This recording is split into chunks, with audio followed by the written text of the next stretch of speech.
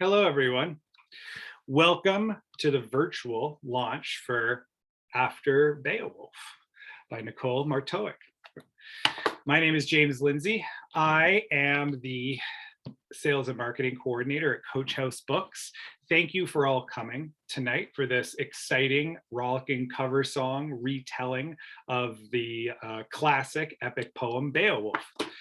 We have an exciting evening for you tonight. We're going to have a collaborative reading with Ian Sampson and Helen Hajnoczky, which is going to be great. But to get things kicked off, first of all, I'm just going to read a land acknowledgement and introduce Helen and Ian. We're coming to you tonight from Toronto, so I'm going to do our land acknowledgement. We acknowledge the land we are meeting on is the traditional territory of many nations, including the Mississauga of the Credit, the Anishinaabe, the Chippewa, the Haudenosaunee, and the Wendat peoples, and is now home to many diverse First Nations, Inuit, and Métis peoples. We also acknowledge that Toronto is covered by Treaty 13 with the Mississaugas of the Credit. All right, here we go. First up tonight, we have an exciting collaborative project from Helen Hajnoczky and Ian Sampson. Just to give you a little taste of who they are, Helen Hajnoczky is the author of the books Frost and Pollen, Magyarázni, published by Coach House Books, and Poets and Killers, A Life in Advertising. Her chapbook, Bloom and Martyr, was the John Lent Poetry Prose finalist. And Ian Sampson is a poet and scholar. He holds a PhD in English from Brown University, where he wrote a dissertation about constraint-based literature. A graduate from the University of Calgary's creative writing program, he has published work at the Calgary Renaissance, among other venues. He's currently on work at a book of poetry and fiction written in collaboration with an AI. Everyone, please welcome Ian Sampson and Helen Hajnoczky. Hi. Real quick. Hi. Okay, I'm going to toss it over to you two for a little bit, and I'll come back to introduce Nicole. Awesome. So thank you so much for having us. We're so delighted to be able to help launch Nicole's marvelous book. So good. If you don't have a copy already. And I am coming to you tonight from Treaty 7 territory. And so Ian will be helping me read from my book, Frost and Pollen, which includes a retelling of the medieval poem, Sir Gawain and the Green Knight. And so in this that we're going to read from, let's see. So Sir Gawain has arrived at a castle in the woods, and he thinks the lord of the manor is Bertilac, but actually it's the Green Knight in disguise. And so the Green Knight and Morgan Le Fay are going to tease and torment Gawain. And Ian will be playing the role of the Green Knight and Bertilac. My men and I head to the hills to hunt the hart. And seizing the stag, I hand feed the creature one holly berry bewitched by my wife. So the death ideal will be but a brief semblance. Meanwhile, our sparrow sings to Gawain her song, to trick and tempt him to trust in her trill. As I kill the deer, she kisses the knight carefully. Later that night, in the manor, I give Gawain his gift and ask, Hoe bias jo this play? Have we free sworn? Have we freevenly thonk thurf me craft served? Gawain calls this death, this display of pain, this creature robbed of breath, the most majestic he's seen slain. Playing the part, I pronounce, And I'll give you, Gawain, for be a cord of covenant, ye crave it as your own. The horseman then hands over his half of the pact, coming close to kiss me on my concealed green neck. It is good, I state in my stately way. Grant mercy, therefore. It may be such it is the better, and ye may brave a world where you want as ill guere be witty of yourself. The silly soul says his morals won't let him say. I propose we play our parts again the next day, and agreeing, the knight makes his way to nod and nap. My wife then takes me and the hart outside, where she calls it back to life, using the spelled holly leaf, as if flesh lied, her magic undoing all death's strife. And once our brother the hart is happily hopped off, I draw on Morgan's abdomen the 5-pointed pentacle that sustains our spell, and I plant the peck I procured on her stomach, which swells to 1/3 the size of our child, who will be born to fulfill the forest's wrath and fury. In the morning, I make my way again to the misty mounts, where I kill a boar, to whom I feed a berry, making death but temporary, whilst our sparrow kisses our knight twice. At our dinner, I say, No, Gowan. presenting the boar's corpse. This gomen is your own. We fiend forward and fast, faithfully knoa. He accepts it, and the bow kisses me twice. I say, Be stand gilly, ye are the best that I knoa. Ye been rich in a wheel, such chaffer in ye draw. our trade completed, I tried to tempt the tense knight to stay and try our entertainment a third time. But the bumbling brute is bothered by his bond, by visions of vines vivisecting his veins, by night terrors of trees cutting his tendons, by dread-filled dreams of me dealing him his death, though he knows not that I am in fact his adversary. Feeling the forest flourish in my soul, with potent charm, I convince the aristocrat he cannot vacate the castle, and that a good guest would give our game one last go, for joy, and for good cheer of the season. He does not know he is our toy. He does not know my treason, or that his troth I will destroy. I tell him, As him true sega, he sicker me truthful shall chave to the grain chapel, be cherished maka. Luda, a new year is licht, longer before prima. For thee, though, lie in the loft and nach finese, and he shall hunt in this holt, and halde they touches, challenge with the chevy songs, be there a chara hitter, for he afraisted the twice, and faithful he finde they. No, thrid team throw a best think on the morn, mako we merry wheel we may, and min upon joy, for they lure me mon lach when someone leakes. he'll stay, he says, relieved and persuaded that there's no harm in one more day, not knowing he could have evaded the shameful price he'll have to pay. And again, as the moon rises over the forest, Morgan restores the boar, and I bend to her belly to draw the star and impart the pair of kisses I won. And again, her abdomen swells now to 2/3 the size of our child, who will revile the violence of man and defend the woodlands from his destruction. That night, Morgan made her way to the sparrow maid's room, and according to our ruse, presented her with the green and gold garter that will guarantee that Gawain's weakness will reveal itself. His terror of meeting me at my chapel will lead to the shameful error with which he will fail to grapple, his desire to be the garter's wearer. And that's it for us. I'll pass it back to James. That was great. Let's give you some applause emojis in the chat, please, for Helen and Ian. Ian, you have a beautiful man voice. That mic was incredible attached. That was a real ASMR level quality. I could just have you like blither in Old English. ASMR Middle English. Yeah, I don't think anyone's done that yet. Just beautiful. Thank you both so much for that. But it's time to introduce our guest of honor tonight. Pardon me. There we go. Messing up my own Zoom. Please, everyone, welcome Nicole Markotić. Nicole has written 4 books of poetry, 3 novels, and a critical collection of essays on disability in film and literature, and has edited several volumes of critical and creative work. Currently, she is professor of creative writing, children's literature, and disability studies at the University of Windsor. She's also the author of this incredible new book of poetry, After Beowulf. Please, everyone, give it up for Nicole. Thank you so much, James, and thank you, Ian and Helen, for that fabulous reading. Can't wait to talk about that project and others.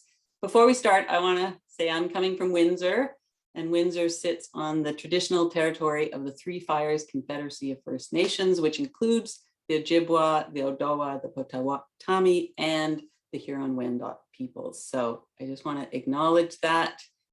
It's important that we say who is here before us and hopefully after us, during us. I just want to thank Coach House for doing such a beautiful job with this book, outside and inside. all the good lines are Alana's editing, so she gets credit. I don't know why I decided to take on Beowulf. I mean, I have lots of reasons, but there isn't one primary reason. I'm going to read from, a part that maybe people know, people who haven't even read the book. He fights Grendel. For a lot of the book, we hear about Grendel, we hear how awful he is, but he doesn't show up for a while. So I'm going to read from that part where we hear about how awful Grendel is before he shows up. And all you need to know is that Grendel is terrorizing the Danish people. King Hrothgar is at his wit's end. He's old, he can't do the fighting himself. None of his young thanes seem to be able to take Grendel on. So not in this part, but Beowulf is going to show up to save the day. What? Begin, then, and then, and them. All them begatting men escort dusty exhaustion into that female-tipped, feminine hall, Hrothgar's beloved Heorot hall. Begin again with that troll, the brute, the terror, then tweet the deets of the spear danes, the shield bearers, the victory shieldings, and their antiquity exploits while acolyting the Almite. Surely that rewrite erases, chases, clounsels the woebegone Grendel. Grendel, only named 102 lines deep, moon stretched and woodland au contraire. He infuses wild artichokes, munches horse chestnuts, outgrows the hemlock and yew trees, and forlorns his buck-eyed self. Then, finally, commence. Neglect to invite that prehistoric Godzilla, this tale's pongy beast. Such neglect entwines in a scriptured haunting, that canonical overlook, so foreseeable with ensuing narrative penalties. See Genesis, especially the margin curlicues. Check out those olden day fairy tales. Read about petrifying crones snubbed by no party invite. The lack of an invite script jilted the raging varlet, Grendel, into a fairy tale's doomed Rubicon. Drawn by minstrels, yet denied entry into the hymns. No cameo in tribute chanting. Host and herds embrace every basil leaf's low branched unfurling. Every formica ant climbing glass chutes to await its cyclical vocation. Every aloof octopus arm still cognating time's infinity. Every stringy snake snack. Everyone but Grendel, Saxon's cradle monster. Grendel, son of grotesque, gone daughter of Cain. Or is he the gone son who lunges back and back and back through the father of gone father, looped to great grandpa Cain? A kinship duplicating Grendel's inborn trade as proto-agonist. And then, and then, and then. Make way for some trash-talking begatting, chronicles inseminated by origin tale curse. Goblins, fiends, gnomes, cretins, giants, elves, trolls, imps, phantoms, monstrosities, sprites, vermin, shapes of hell, freaks, hybrids, everyone.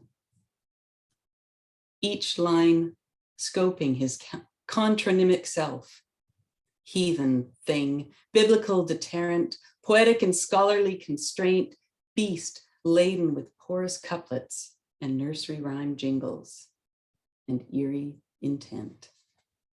So dusk hews Grendel toward that pretty effin' great hall, Heorot, the Grendel conundrum, to drink and sing and listen to manly poetry, or to devour one's hosts.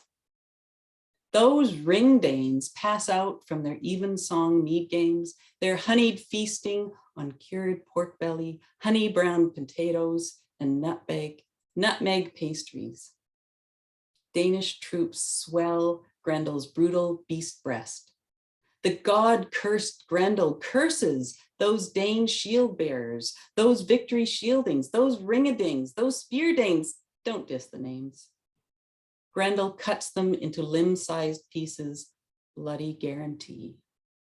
And then, each night, an extempore invasion executes miscreant spirit chores.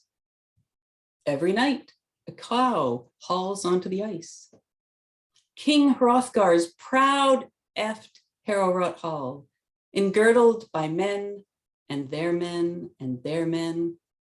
The fearless ghoul spirits into their midst, mind demons surging, storm dimpled reminder of a priori malfunctions, future feuds to feed pluribus maxims. Grendel, slaughterhouse beast, his name a vow, destroyer of air and wind and evening harps. At night, the bog ghost grinds bones into the coarse, mealy earth. 30 skeletons feed his den. And then, bulbous brute, recurring motif, Grendel wasps and moists the hollowed banquet, depleting debauched melodies, launching swan songs. Slough dweller, swamp dweller, murky neighbor, an unbolted postern, a door gaping open, an exit latched ajar. Those ring-danes, sunken in their sow and reap beer fest, quiver as the apparition blunders toward them, quaver and trill. Dawn lanterns the day. Gusts and squalls sprinkle the air with slaughter reeks. Slices of sunrise animate their corpses and others leftovers. Their leader roosted in his pretty great hall, mawkish for his guards, for his throne, one gray strand slinks after the extinct breeze. Sleepy time slumber blooms into post-gloaming slayage.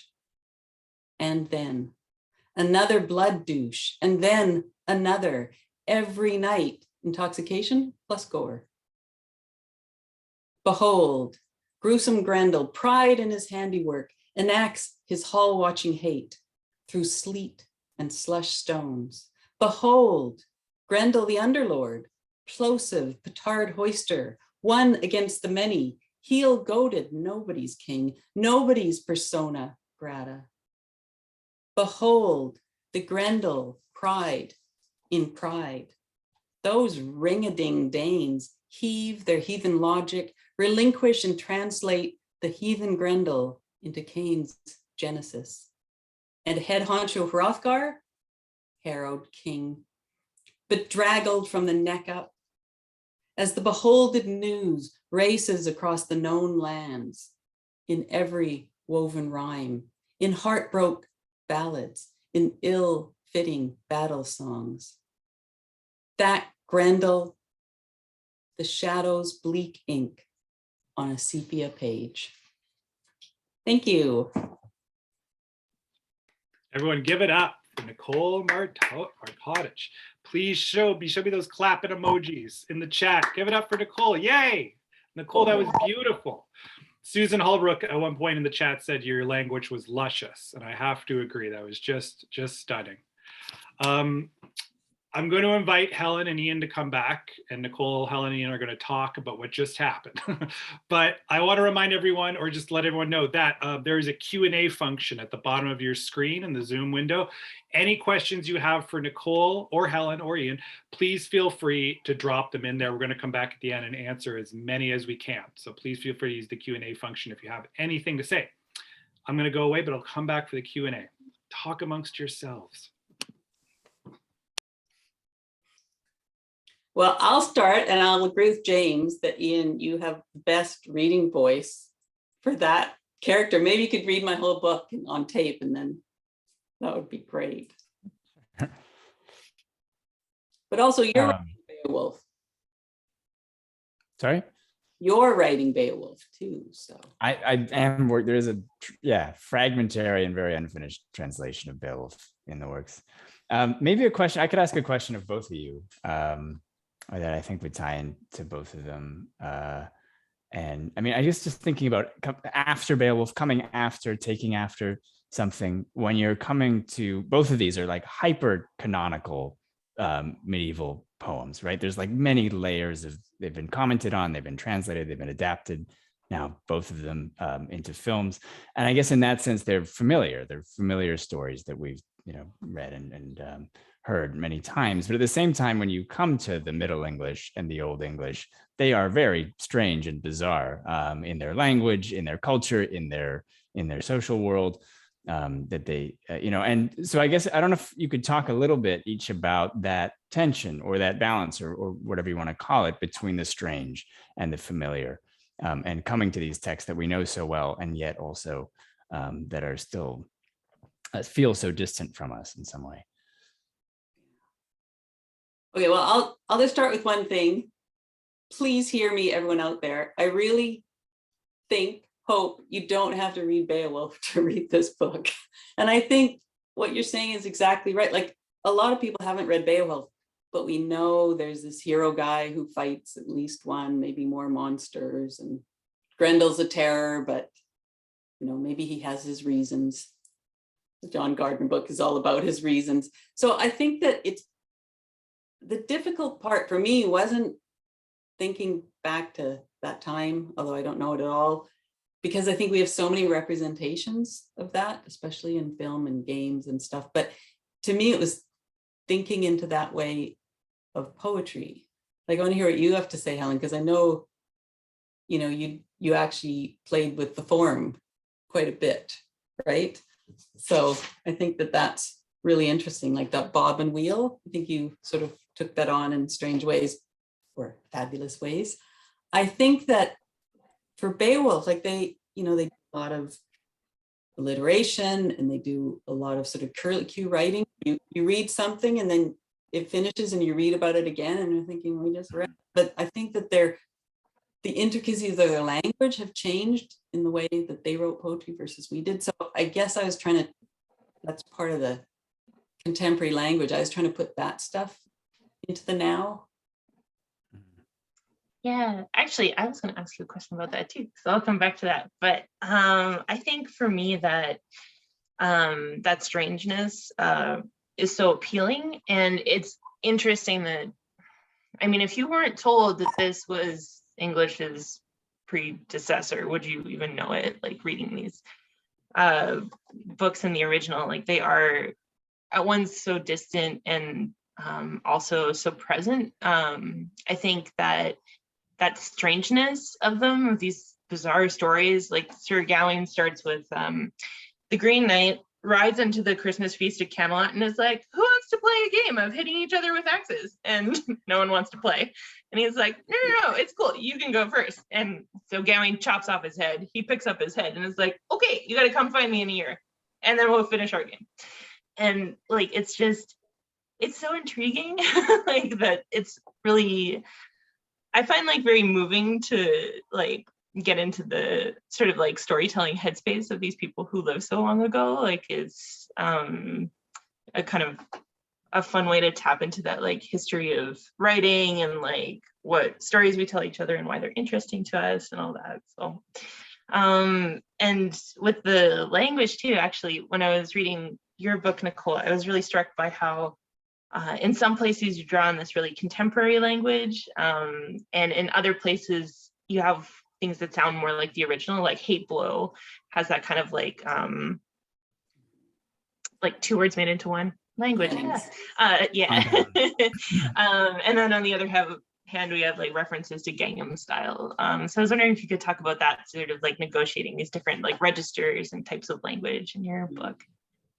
Well, it's partly I like playing with language, no matter what I'm doing.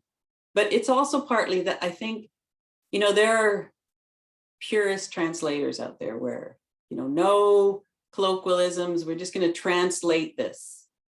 And then you read that translation 50 years later and it sounds like it was written 50 years ago. Like that. I think you can't avoid putting the now into a translation. So instead of pretending that I could do it differently, I thought, okay, well, what is the now? What is my now? And one thing, I mean, there are some amazing translations of Beowulf out there.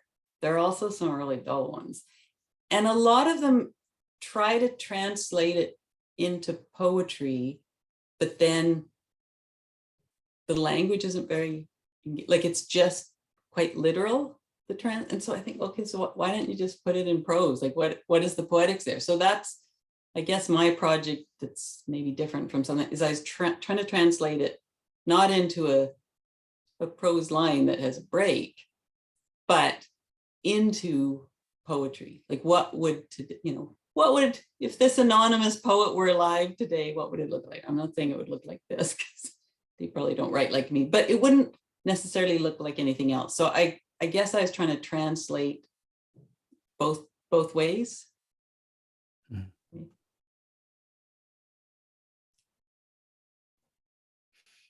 Another thing I was wondering about, and I guess that also ties the two together. It's for fun to talk about monsters or the monstrous and the limits of the human, if you want to go there. And I guess I was thinking, like, in both of these, so I was thinking of the figure of Grendel's mother in After Beowulf, and in in a lot of translations, she is described as a monster, and even the Old English word "aglacha," which means like a formidable foe, is used to describe Beowulf and used to describe Grendel's mother's Aglachwif. But is translated by some people as monster when referring to Grendel's mother, but as strong man or something when referring to Beowulf. So there's this weird binary between the human and the inhuman that is created in translations. And I love how you just smash that down, and Grendel's mother becomes this much richer character, and also has her own voice in the marginal, running down in the right margin. And then of course in Helen's work, we have the Green Knight retelling the story from the perspective of the Green Knight, and him speaking in his own language in Middle English. So I don't know if both of you want to talk a little bit about the human and the monstrous, and how you see that in relation to sort of how you're reimagining and reframing these poems. Well, I think we definitely live in times where who doesn't love the monster? Like, we're tired of the heroes, we want the monster. I do think that Grendel has gotten some attention. There's movies that make him the main character. There's the Gardner book where it's just from his point of view. And it's kind of hilarious because the book ends before Beowulf even shows up. So his big protagonist doesn't even appear.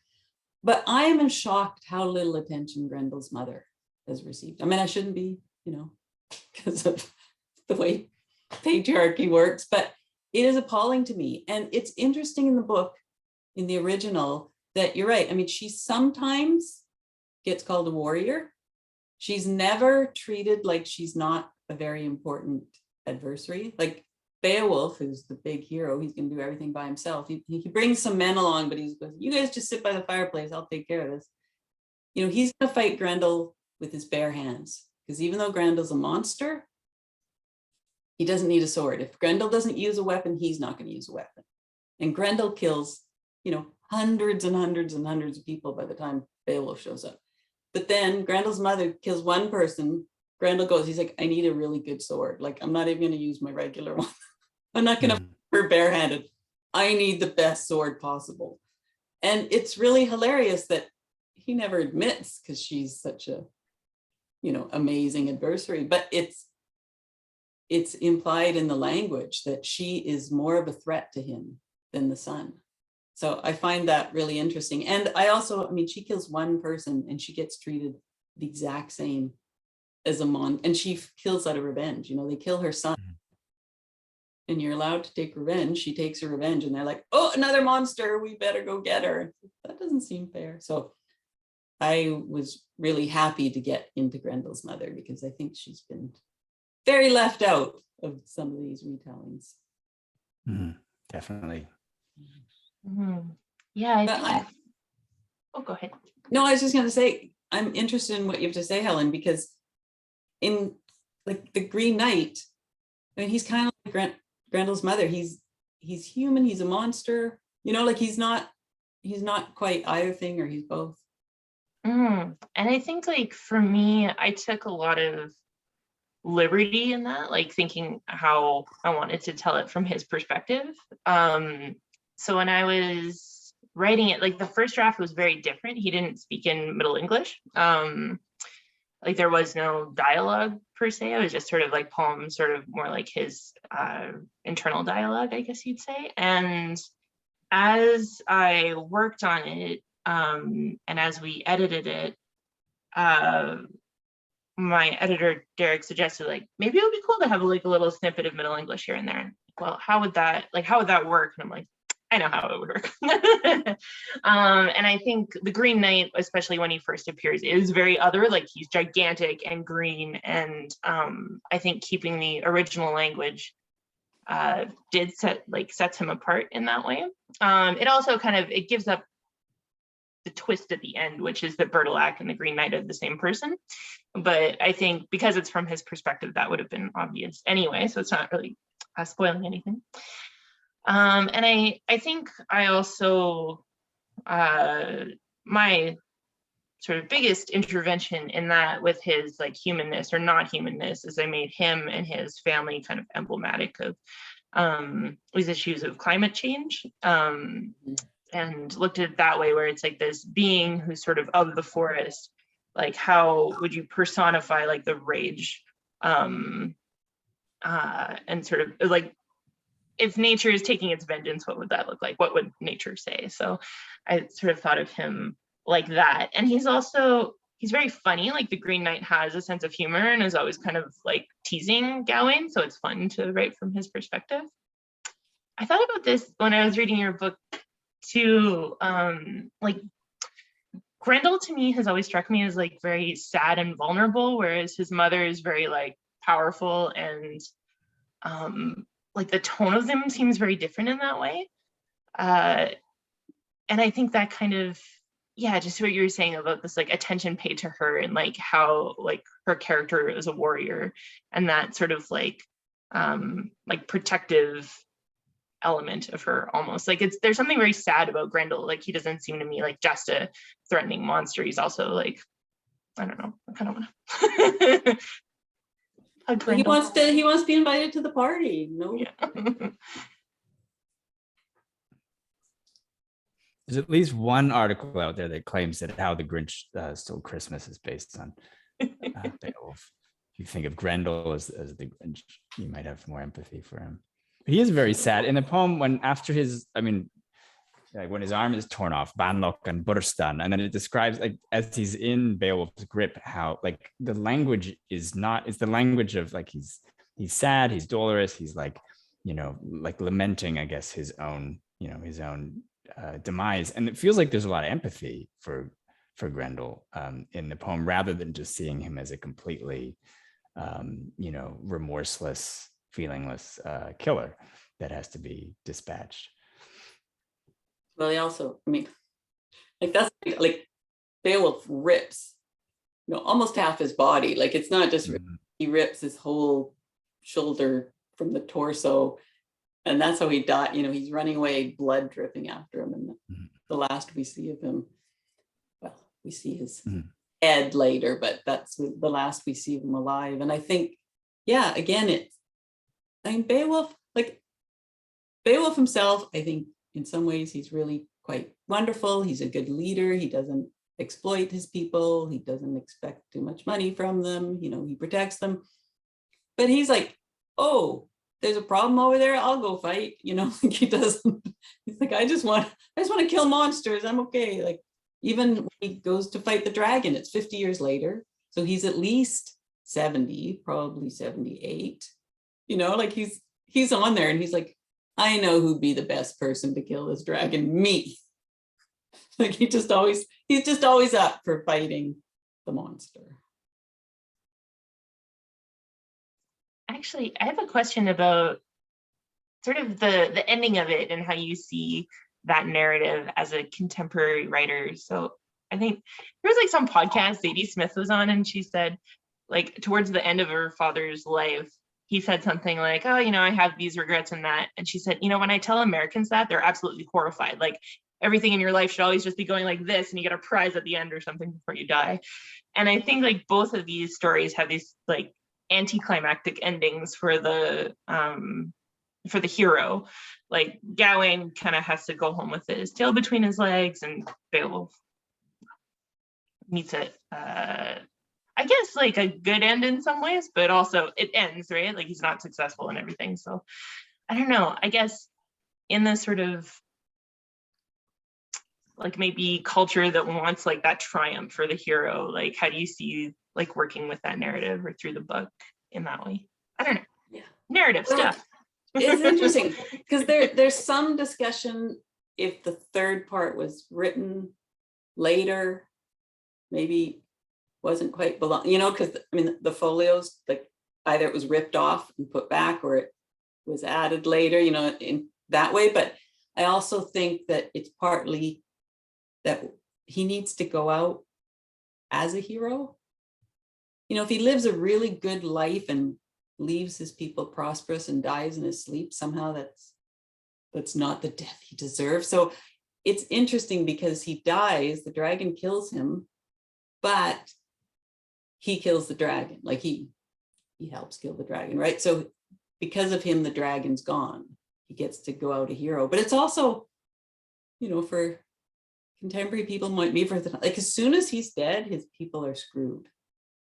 Like they're all the people who he's been holding off, they're going to invade and, capture them and enslave them and, brutally beat them and, all the worst things. And he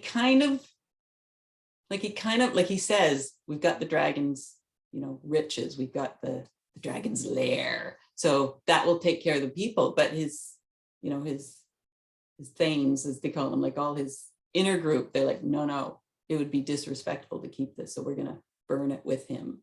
So it's like the one thing that he did to ensure that they'd be okay. It's like, no, that goes up in flames too. So it's kind of a weird ending because he's gone, but that means all kinds of people are going to die now, thanks to him. Like if he had let one of the young Beowulfs go and kill the dragon, then he would still be there as a king. So it's kind of noble and it's kind of really self-serving.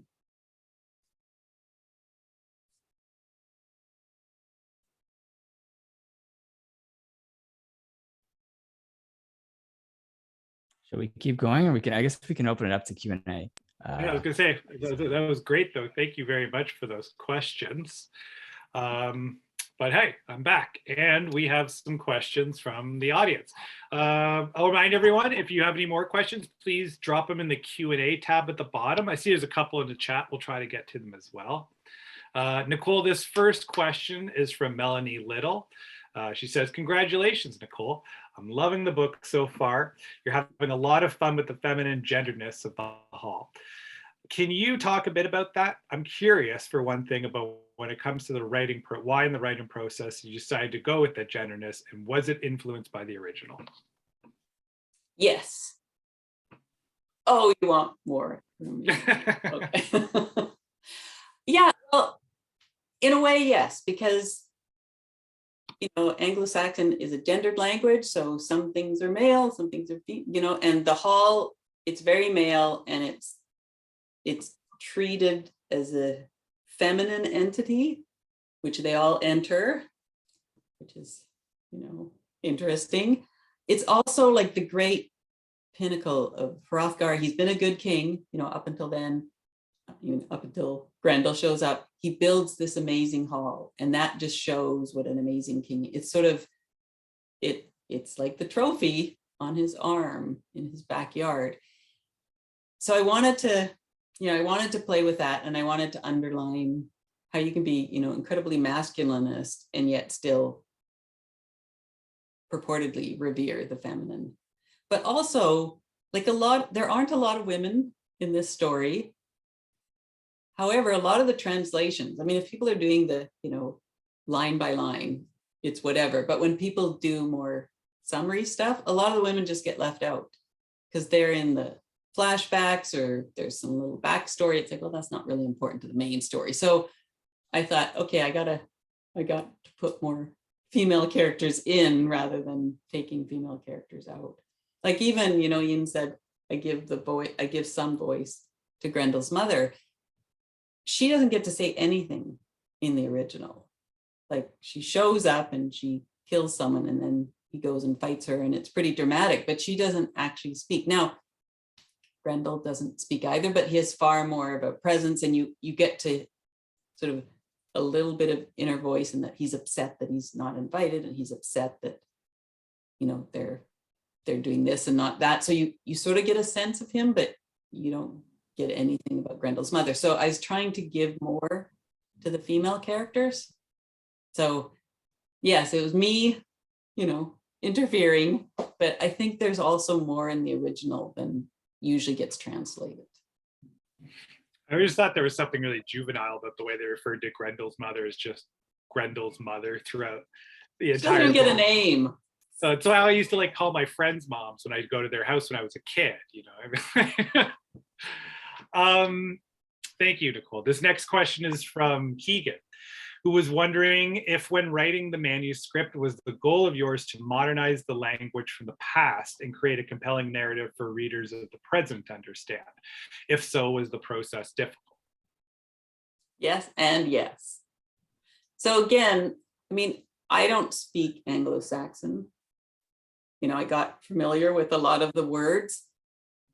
I used a lot of translations, but I also, like, I mean, this is the thing, we talk about it as Old English. And it's like, you can barely understand Middle English, right? Like Old English is not English. So I found that the German actually helped me way more than anything. So I'd go in there and go, oh, that sounds like it'd be this in German. And I'd look up all the words and it would often be close to that. So I know you're talking about not just one language into another, but it wasn't so much that I wanted to modernize the English, because I didn't formally put it on the page the way the original Beowulf is, where you have the, you know, the line and the hemistitch and the caesura and the, you know, all the, as I said, the sort of curlicue, the Celtic curlicues throughout.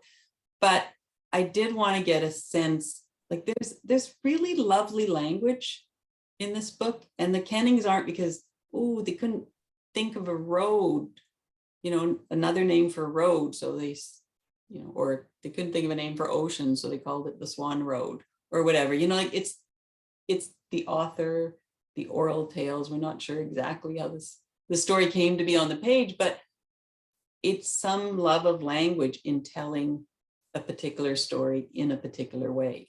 So rather than just go find out whatever that was or whatever I think it is and put on the page, I wanted to translate that. I guess I wanted to translate the process of poetics. That's what I was trying to do. And was it hard? Yes. Like, I can't tell you how many Beowulf translations I've read.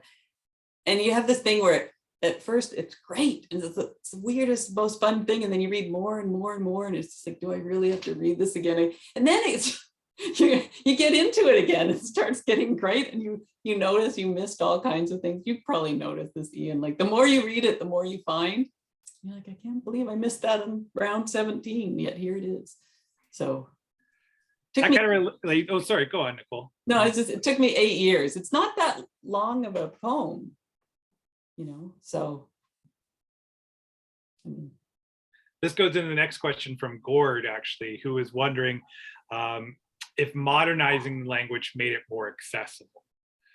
I would take it a step further. I would wonder if, did you try to make it more accessible? Was accessibility something your goal? And after a point, would you even argue that, like, you've read a lot of Beowulf translations, is accessibility that something plays into them as far as modernization? Yeah, and again, some of the translations, I mean, in being faithful, they're really hard to figure out what's going on. And especially when, you know, one of the characters will show up and they'll go, oh, that guy was married to, you know, married to somebody who the queen before her, and then there'll be this whole backstory, and you're like, what is going on?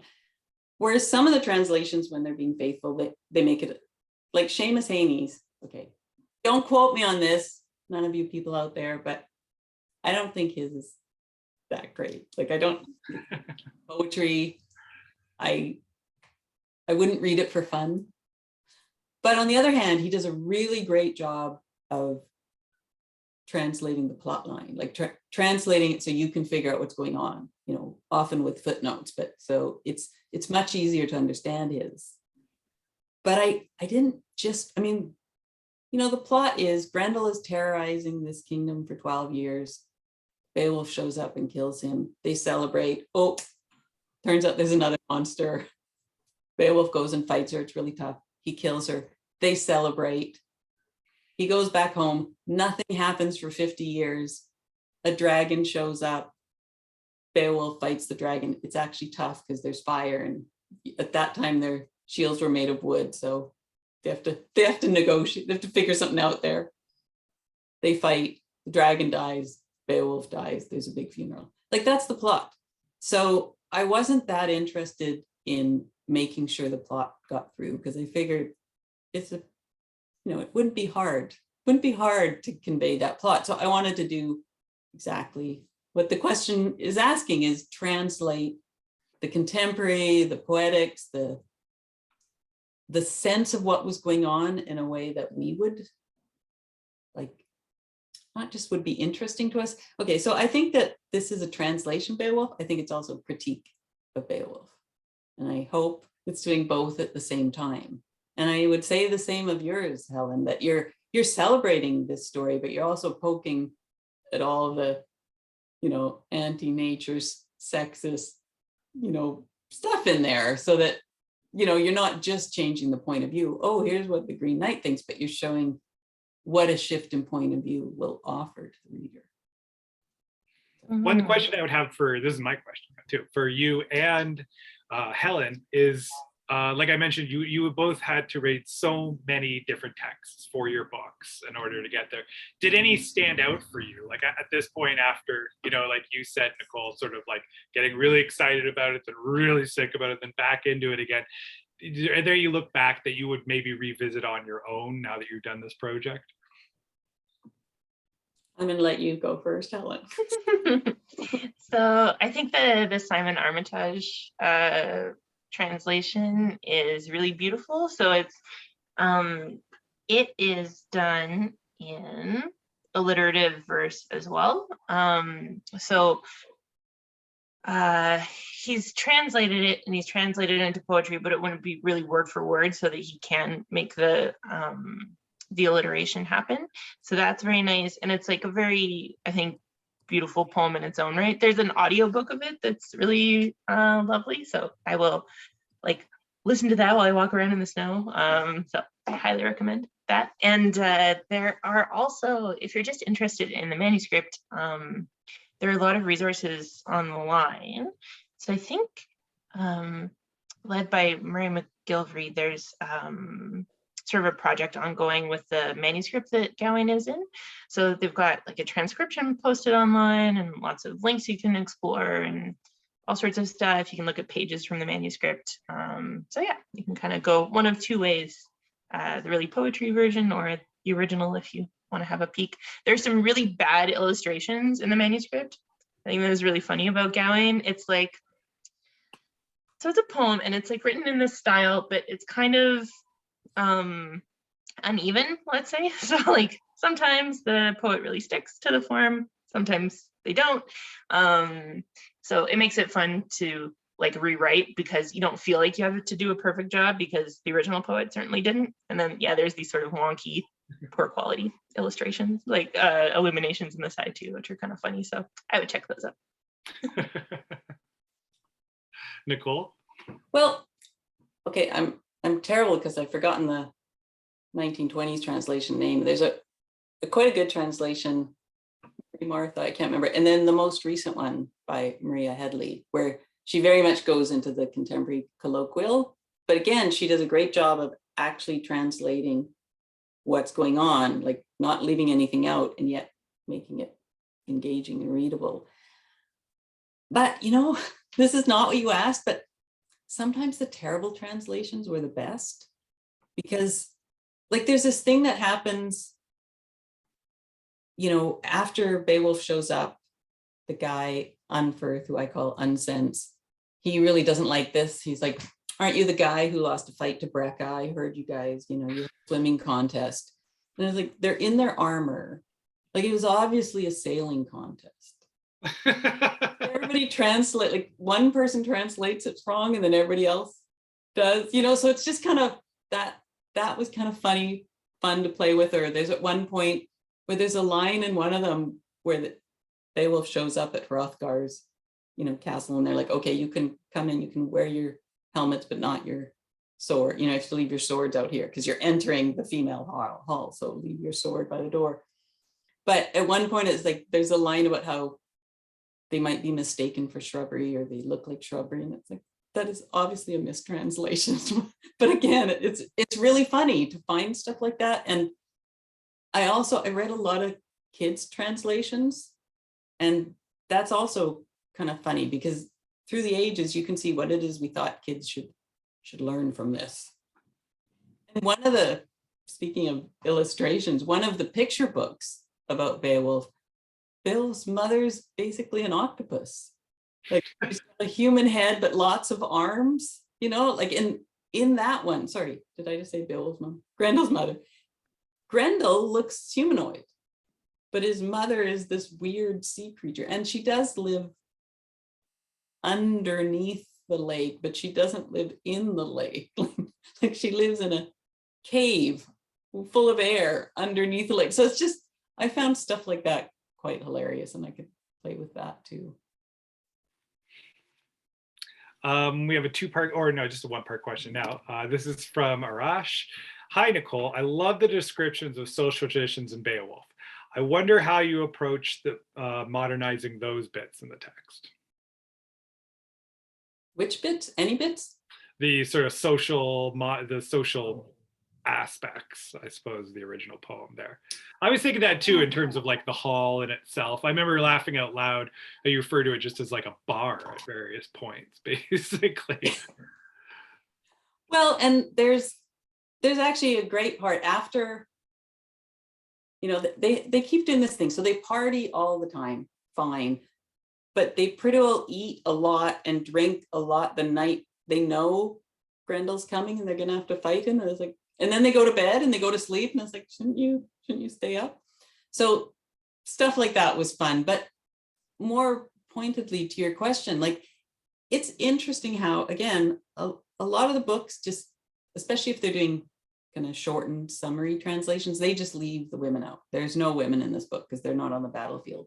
Whereas Hrothgar's queen, you know, Wealhtheow, she is so important to what's going on here, besides her own marriage, stitching together a bunch of communities. Like there's a scene in the original where she serves the king first, because he's the king, he's the most important. And then she serves, you know, his second in command, and so on down to all the soldiers. And then she serves Beowulf's 14 men that he's brought along, you know, with a little entourage. And then she serves Beowulf last. So there's this really, you know, again, it's that valley, the canny valley, where, you know, who she serves first, but also so no one's disrespected, and she's sort of responsible for negotiating all this, you know, as the hostess.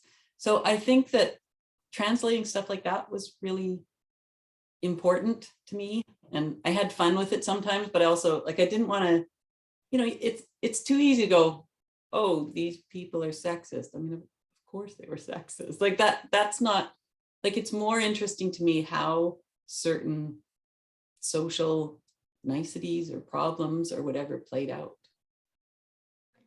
I wanted to add to that. I thought it was really, it's interesting. Both you and Maria Davina Headley do that.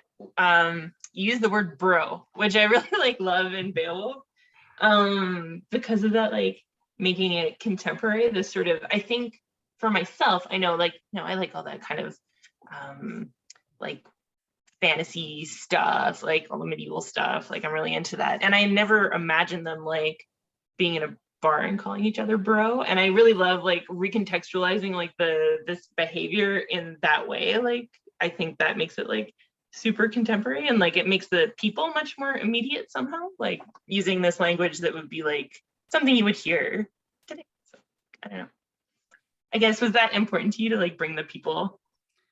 Yeah, and to answer your question, and one of the previous ones. Like I also read a lot of criticism on Beowulf. Like there's some amazing medieval scholars out there who, you know, who take this on and critique, you know, the role of women or pointed things out that I'd missed.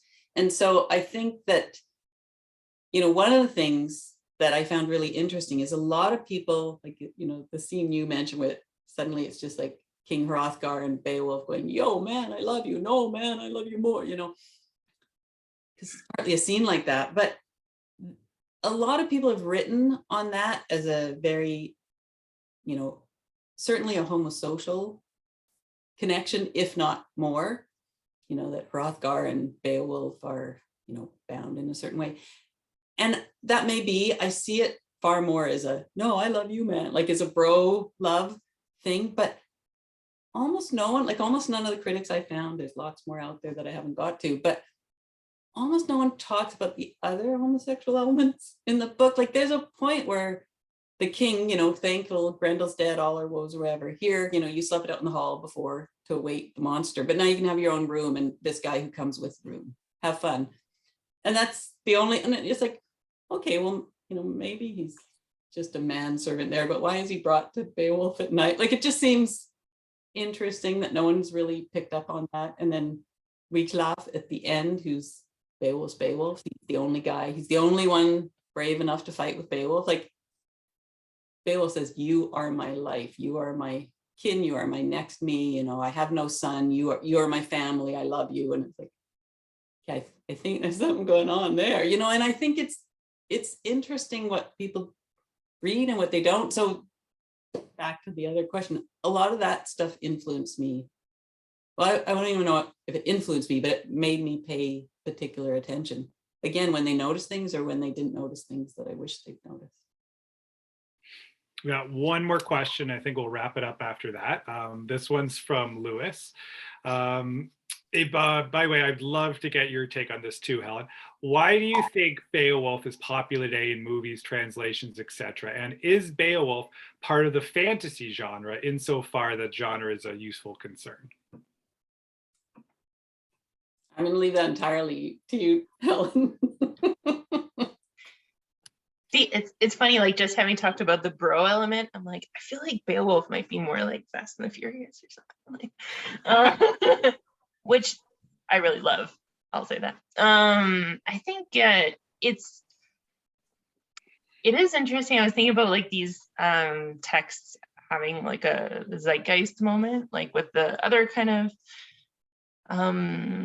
translations that are coming out and the movies. Like there's been one of Gawain recently. And I think there are like, it's always struck me that like that like kind of postmodern or like the weirdness of our culture sometimes that comes through in text is like something also that they have. So there's like one manuscript we read in school that was circulated and copied, and there's a piece of it missing. And so there are all these versions where like the scribe would just like write in something else. Like everyone else would just like make up a chunk of a story to fill it in. And that's like normal to them. Like that would seem very peculiar to us. Like if you had a book that like just, you get to make up your own part halfway through. So I think like that their like playfulness of genre is really appealing. I certainly tend to like read, I think, and appreciate these things like as someone who likes that sort of fantasy stuff, like both Beowulf, you know, I haven't like interacted with it at all, but like Gawain too. You know, I like all the costumes, fantasy stuff. But then, yeah, I don't know. You also like, I think in a translation like yours, it kind of changes that because you get to see them from this different light. Like if you modernize them in a way where they're more immediate, you get a kind of different sense of them. So I'd say like we make it fantasy by looking back on it and being like, ooh, look at their like neat armor. But for them, they were contemporary. So I don't know. I guess too, there's like that, that's like a big question about like myth and I guess its relevance and stuff. I feel like Ian would answer this better actually. I'm going on and on. No idea. I'd love to hear from you. Sure. I don't know if I can answer it or not, but I guess in the case of like Beowulf has had a tremendous impact on the fantasy genre, mainly by way of Tolkien. Yeah, who's Gawain both too, actually. Saxonist. And then it drew on elements of Beowulf, right? Smog is clearly modeled on the dragon from Beowulf, and there are other things throughout Lord of the Rings and stuff. And people used to say about him that he probably had a bigger impact on the field of Anglo-Saxon studies by writing Lord of the Rings than he did through his own research as an Anglo-Saxonist, because now when we read these texts, we read them through the lens of of fantasy and Lord of the Rings in particular. Yeah, I don't know if that answers the question. I mean, I think I would see it more like, I would not read Beowulf so much as fantasy, but I would see that fantasy is suffused with so many things that we then that came through some circuitous route from medieval literature, that it's difficult when we read these to filter out those popular, like the layers of popular culture. And there are people who argue, I mean, Murray McGilvery argues that we shouldn't try and filter them out. We should use a kind of creative anachronism when we come to the text and allow its resonance with fantasy, with pop cultural stuff to be part of our reading, as Nicole does masterfully in After Beowulf. Nicole, do you have anything to add? Well, I just want to say, I mean, mentioning Tolkien, I'm so glad. You see, I'm glad I didn't try to list names, because I forget names all the time. But Tolkien's, again, he didn't try to translate it into poetry. So if you read his translation, it's more description, but it is so amazing. It's so amazing to read every little, like, he knows so much about that time period.